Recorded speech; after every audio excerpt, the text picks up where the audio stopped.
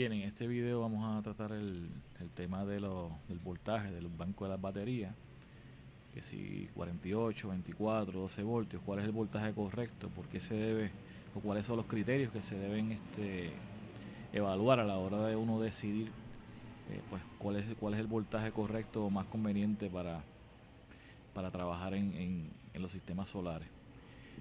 Bien, aquí pues en el ejemplo que vamos a hacer, vamos a usar un set de batería, un banco de 4 baterías de 6 voltios, 230 amperes hora.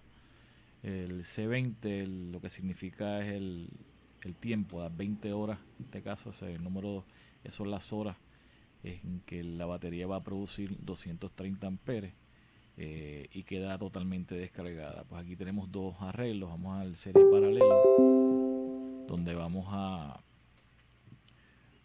aquí entró un mensajito de ustedes, vamos a hacerlo por aquí. Bien, donde vamos a tener el arreglo primero serie paralelo para obtener un banco de 12 voltios y otro para obtener un banco de 24, todas en serie. Bien, vamos a mostrarle por aquí esta imagen. La analogía que yo siempre hago para explicar este tema es con un corredor. Y la analogía pues es en cuanto a la distancia que se corre versus a los amperes hora. Vamos a ver cómo atamos la distancia recorrida con los amperes horas que una batería nos puede proporcionar.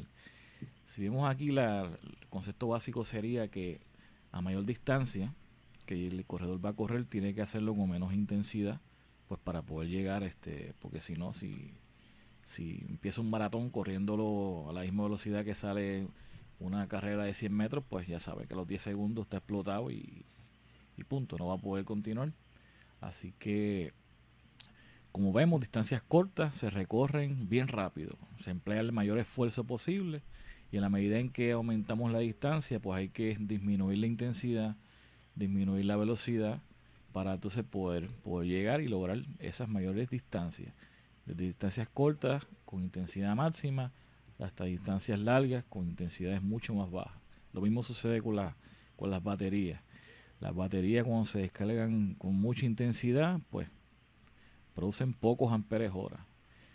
Si le vamos bajando la intensidad poco a poco, entonces va a producir mayores amperes horas al final. Así que según el corredor recorre distancias más largas, bajando la intensidad, la batería nos entregará mayor cantidad de amperes hora, bajando su intensidad de carga. Y vamos a verlo aquí en una tabla de esta batería Rolls de 6 voltios. Vamos a ver la tabla que aparece aquí desde 1 hora de abajo para arriba hasta 100 horas. Y los datos son muy claros. Si usted se fija, la columna derecha son los amperes y la del medio aquí son la capacidad, no los amperes horas como tal. Pues ¿qué vemos? Si usted fija, los amperes van aquí de menor a mayor y las horas van de mayor a menor, lo que significa que mientras aumentamos el amperaje de descarga, ¿qué pasa? Que entonces menos tiempo tenemos de energía. ¿Ves? Comenzando de 100 horas con una corriente mínima de 2.94 en este caso, hasta 1 hora con una corriente de 92. Pero el dato interesante, aparte de eso, es la cantidad de amperes hora que nos está produciendo la batería. Fíjense que en 1 hora la batería lo más que nos entrega son 92 amperes hora a toda intensidad. Sin embargo, en 10 horas nos está entregando 202 amperes hora, obviamente a una intensidad de 20 amperes por hora, a diferencia de los 92 que tenemos aquí. Así que es muy claro la secuencia de cómo al disminuir el amperaje, aquí de abajo hacia arriba, aumentamos la cantidad de amperes hora. Y obviamente definirse la cantidad de horas que la batería nos va a estar funcionando también va a ser mucho mayor. Y estas relaciones no son lineales, hay una ecuación de Pecker tiene una ecuación definida, creo que hay otra más, pero no vamos a entrar en esos detalles en este video. Lo importante es que usted sepa que para lograr una mayor mayor rendimiento, podemos decirlo, una mayor eficiencia de la batería debemos descargarlas con la cantidad menor de amperaje. Y ahora aquí es que vamos a ver atar el tema del voltaje con esto. Y vamos a ver aquí esta imagen y vamos a ver por qué en 24 voltios el sistema va a trabajar mejor que en 12. Recuerden que la ecuación para calcular los amperes sería dividiendo los watts entre el voltaje. Así que en este ejemplo vamos a asumir que estamos sacando una carga de 500 watts continuos, y en el arreglo pues de aquí de 12 voltios pues dividimos 500 entre 12 y nos da 41.66 amperes, y hacemos el mismo cálculo para la de 24 y nos da 20.83 amperes, exactamente la mitad. ¿Qué significa esto? Menos amperaje. Menos amperaje, pues ya sabemos que a menor amperaje, mayor cantidad de amperes hora le vamos a sacar, y mayor cantidad de horas de servicio nos va a rendir la batería. Y aparte de eso, hay otro tema importante, que es la pérdida de energía en la cablería, principalmente en la cablería que va de las baterías hacia el controlador o hacia el inversor.